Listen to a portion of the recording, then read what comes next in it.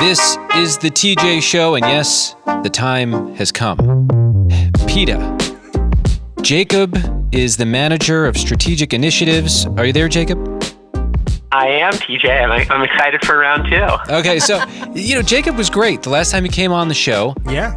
So, anyway, we were on social media, and we saw you posted a meme, and I think we could say it was anti-tinned fish. Now, I am a fan of tinned fish. It's a fairly recent thing for me. It became a trend on the internet. It started with this little guy. He reviews tinned fish. Mm-hmm. And for some reason, I was like, I've always judged tinned fish eaters because I think it looks and smells disgusting.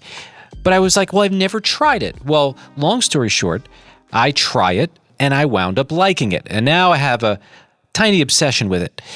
Tiny, yeah, and right. It's just Huge so convenient, obsession. Whatever. So then we see you guys post a meme and you are on the attack against tinned fish. I mean, I will tell you, you guys are always very clever when you go on the attack. And I just couldn't help but wonder, did that have anything to do with our show? Or was it something, me specifically, or did it have something to do with the trend? How did that meme get posted? Before we dive in, I'm going to clear up that we were not directing this post at you, TJ. I just feel such a relief. Oh, of course. Is this a situation where, I might feel differently, right? I like to eat tinned fish. You guys aren't a fan. Is it possible that we can still be friends even if we still land in our places that we're in currently?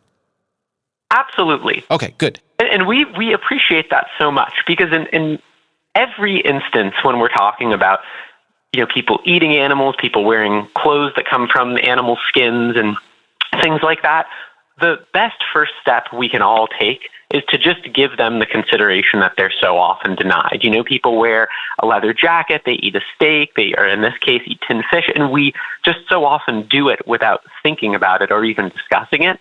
So at the very least, we should recognize that, these products came from animals who were these feeling, thinking, social beings, and that they come at the cost of their lives. So, Jacob, I want you to get into, what the deal is with tinned fish, because I actually don't know. I get them in the little tiny tin or the casket, as you call them, and I eat them with crackers. They just show up to your house and you're happy. Right, and I'm not, but I would like to learn what you guys are sharing. And also, by the way, do you know that we had a price to pay when we had you guys on the last time? We got some calls about that. Can I play you one of them? Sure. Now, this is going to be offensive. What PETA stands for is people eating tasty animals. Now, is that offensive in your world? That has to be offensive. I actually hear that and I think, wow, humans can be so clever when we want to be. We can find opportunities. Look at that creativity. Way to go. We can use that cleverness to be so much kinder to all the other animals who we share the world with. And we can just make little changes each day to be kinder neighbors to all of our animal friends. So we're talking to Jacob. He's the manager of strategic initiatives at PETA. But we're going to have more with Jacob. It's a few moments away. It's coming up on the TJ Show. The perfect lunch combo. That first bite of your favorite sub, followed by ice-cold Pepsi. Add a couple of friends, and now that's next level. Suddenly, the laughs get louder, the stories keep flowing, and the food tastes better. Because Pepsi brings out more flavor, more fun, and more of the moment. Food deserves Pepsi. Grab a Pepsi Zero Sugar today. This episode is brought to you by ChatGPT.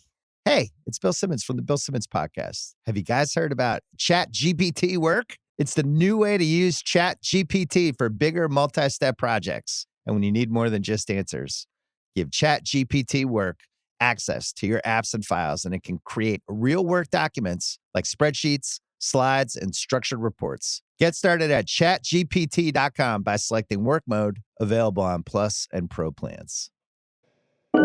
This is the TJ Show. We've got Jacob, the manager of strategic initiatives at PETA, on the phone. Jacob, are you still there?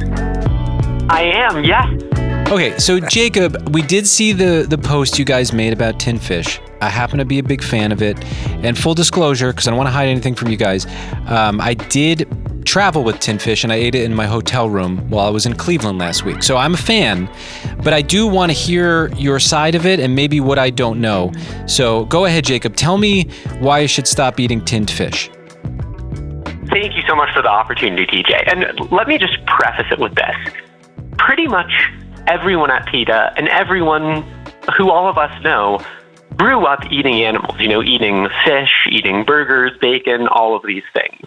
So anytime we're talking about this, the intention is just to really share information about what is happening to these animals that many of us don't know or aren't exposed to any other way. And when we know better, we can do better. So none of this is ever about saying to people, oh, what you did last week is so terrible. It's about saying, look at the change we can make tomorrow and next week to have a better impact on the world around us. Sure. So with that, we would never think it was acceptable to take a metal hook and stick it through the mouth of a puppy and then drag them from their home up into an atmosphere where they can't breathe when they slowly suffocate and die. Well, thankfully, they don't have tin puppies. That's something I'm with you guys. If you need a protester on that one. Horrible visual. Right. I'm going to have nightmares for a couple weeks. But of course. Go ahead. But the point is only to illustrate that, every animal deserves protection from violence and abuse, whether they're a puppy or a fish, right? Whether they have